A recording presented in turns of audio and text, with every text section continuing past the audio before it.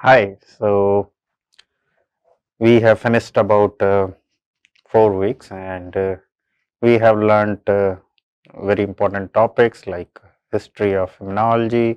We have learned about various organs of immune system. We learned about various cells of immune system, and we have also learned all those small molecules or the substances which coordinate all these systems, which we commonly call it as cytokines. There are several names, right? So let's begin with innate immunity. And innate immunity, we also call it as a natural immunity, and it plays extremely important role in all aspect. In all aspect means try to understand every moment we are exposed to the, I don't know, numerous microbial microbes. Okay, it's not necessarily the pathogen, but we are continuously exposed to the numerous microbe, and our innate immunity is basically defending all those microbes, and we are basically surviving. So here I just want to start my this innate immunity session with this very famous, you are very well aware about this concept, survival of the fittest theory, which is given by the British naturalist Charles Darwin, and he basically said that the organism best adjusted to their environment are most successful in surviving and reproducing. Okay, so this is very much true. We are, the host is basically present in such a way that it's the most fittest way. Okay, I will convince you with I will convince with this statement in subsequent slide. Here you can see there is a, this is a simple scanning electron micrograph of large number of bacteria, which is shown in green, in gingiva, which is basically gum of human mouth. And here you can see there are so much microbe, right? And when you see this this outnumbered microbe, then we have one very simple question, that is human body is human? So if you look at with scientific information, so the answer will be no, the human body is not human. Okay, and the why I am saying this thing, because if you look at the microbes which is present in our body, this is 10 times more than the human cell. Okay, which is in majority, right? The microbes are 10 times more. So basically we are more microbe rather than human body, right? Well, this observation was given in 1972. At that time, the tools and techniques for estimation of these microbe as well as human cell is not so developed. So I reviewed a lot of literature, and then I found out that so when I say 10 times, then it is only 9.1%. Okay, human cells are there. So after reviewing of literature, I found out some article which is quite recently published in 2014, and that article is also saying that bacteria are 1.3 times more than human cell. Okay, and the number of human cell is 37.2 trillions. Okay. So if you look at this observation, then here you will notice that the workers reported only about the bacteria. Okay. And in this scenario, the human cell is still less, about 43.5%. Okay. But here they did not included fungi, virus, phages. Okay. And if you just make a simple estimation, it will be in a huge number. Okay, an order of magnitude. Okay, and if you overall again look at, then you will find out that about the human body is containing about 9.5% cells. Okay. So why I am giving all this introduction, that because this human body, or the host, is basically very closely associated with microbes. Okay, and these microbes are some of these microbes are useful, some are not useful, and those microbes which basically evade our system, we basically call it them as a pathogen. Okay. So here this is additional information. It's not only about the number of cells, the gene pool which is present in our body is about 10 in our body. We have about 23,000 gene, or 23 to 30,000, generally this kind of prediction is there. But if you look at the microbial gene pool, this will consist of again a huge number, about 10 lakhs. Okay. So again I would like to say that the microbial dominance is a major dominance, which is about 200 times more, right, than the host gene. So neither we are more in number, if you look at the number of cells, okay, nor our genetic pool is bigger than these microbes. So under these scenario, the host need to be survive and then reproduce, okay, as per Charles Darwin theory, right. So this is very I am highlighting this point because here the innate immunity comes in a big picture. Okay, innate immunity enables us to survive, and then it is important for the continuity of life. Okay, so this is the philosophy behind this introduction. Okay, now let's look at how these microbes are associated. Okay, so this is probably you have studied in school time. There are several kinds of association of these microbe with the host, and here you can see one is commensalism. Okay, so in commensalism, the microbe is neither harmed by the host or not benefited by the host.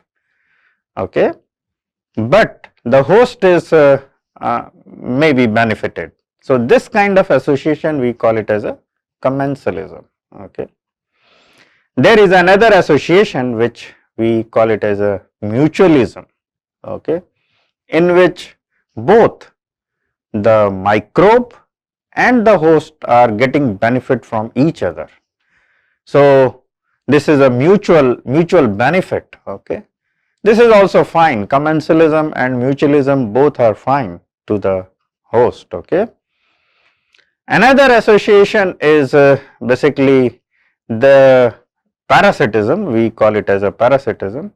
The microbe is basically benefiting a lot, or they are harming the host or host cells or host. Okay, and this kind of association we call it as a parasitism, okay. And this is the point of concern in terms of immunity, okay. So, for this concern, the host developed variety of mechanism, okay, variety of things, cell, there is a whole system which we call it as an immune system, and there are so many things, okay. So, we will basically, if I will sum up everything, then I can say that this innate immunity basically evolved with the pathogen, okay. Here you can see that the innate immune things such as if you see there is a pattern recognition receptor which we call it as a toll-like receptor. We will study in a great detail in innate immunity in subsequent session about the toll-like receptor. There is a complement system, okay, and there is a phagocytosis and antimicrobial peptides. So, all these innate immune kind of sensor or system, or these are basically a set of molecule or proteins or some phenomena, all are evolved quite long back, okay. It is about 700 million year ago, and you know that now we have a more sophisticated mechanism which we call it as adaptive immunity, okay. And this adaptive immunity is not that old compared to the innate immune things, okay. And this innate immune things were evolved about 700 million year ago. Since the origin of sponges are quite early, right, if you see the origin of life, okay. Whereas adaptive immune system or mechanisms or molecules, they are evolved 450 million year ago, and this was basically started when there is a first jawed vertebrate was there, that is the jawed fish, the fish with jaws, okay. So, this makes the innate immunity is much more older, okay. And if you see that innate immune genes evolve relatively slow, okay, while pathogen evolve very rapidly, okay. Here you can I have depicted in this cartoon. So, another or one very live or in current scenario, there is a one live example which you can understand that the infection of SARS-CoV-2, okay. This SARS-CoV-2 infection, initially that caused lot of death, okay. Then this pathogen is getting evolving in the with the host, okay. Then there are several other strains came and this and that, okay. So you can see that pathogen can evolve quite rapidly, okay. Many host restriction factors undergo positive selection in order to resist the evading mechanism of pathogens, okay. So overall the message is that innate immunity is quite old and they are evolving quite slow compared to the pathogens, okay. So if I sum up everything, then I can say that outnumber microbes, the number of microbes are more compared to the human cell. Gene and genetic pool derived from microbe is also very big, and faster evolution of microbes basically result to the development of innate immunity, and innate immunity is a first line of defense against plethora of microbial pathogen, okay. Now I will explain you what happened when some microbe come in contact with the host, okay. So basically when the microbial pathogen come in contact with the host, there will be a containment, means the pathogen will be not allowed to enter in the host, and basically this is achieved by anatomical barrier, okay, which we also call it as a mechanical barrier, okay, which we also call it as a uh, uh, physical barrier. So these are the different names, okay. So pathogen, when they come in contact with the host, so these barriers basically stop the entry, and most of microbes are prevented, okay, and this will stop the further infection, okay. But if it fails, then what will happen? So if the pathogen breaches this barrier, okay, these anatomical, physical or mechanical barriers, then there will be a recognition, okay, recognition by preformed non-specific and broad specific effector molecules are there, okay. So there will be some kind of sensors. If they will breach and enter further, then these preformed non-specific broad sensors will come in picture, and they will try to remove the microbial infection, okay. But there is a possibility that the pathogen will again breach or break this barrier, okay. Then what will happen? If it will further enter, then there will be a recruitment of effector cells, okay, or immune cells, and generally this takes about the time which is taken by the pathogen and the host in order to induce the immune response. It is about 4 to 96 hours, okay, and we call it as a early induced innate response, okay.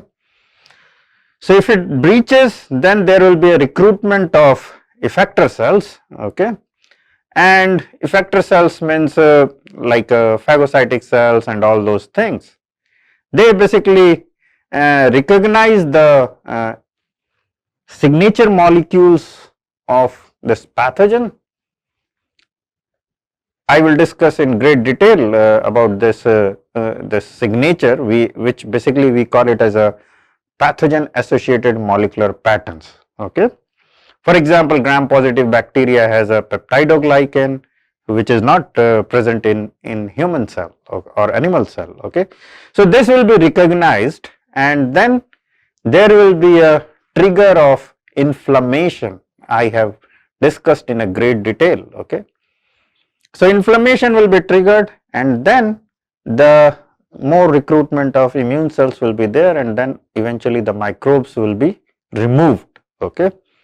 So this at this level also the microbe can be removed, okay.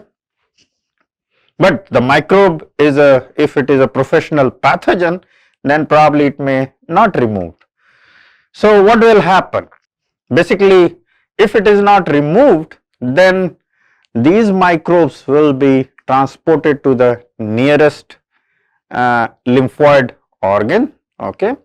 You probably remember there is a peripheral lymphoid organs, okay.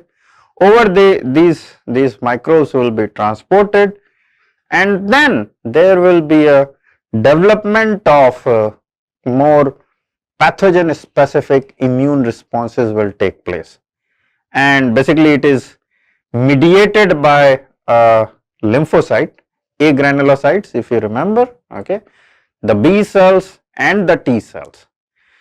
Then these B and T cells, which is a naive in the lymph nodes, okay, they will basically become a pathogen specific, and then there will be a clonal expansion, okay. So this clonal expansion will result to the generation of more pathogen specific B cells which eventually differentiate to the plasma cell and produce antibody, and there will be a clonal expansion of pathogen specific T cells, and eventually the microbe will be cleared from the host. Okay. So, this is just a simple scheme, or this is a simple schematic which explains what is the course or steps of pathogen entry and how our immune system take care of this thing. Okay. So, here I will stop, and in next session I will talk about more innate immunity. We will take various, here you have seen there are anatomical barriers. So, I will discuss in great detail about the anatomical barriers. Thank you.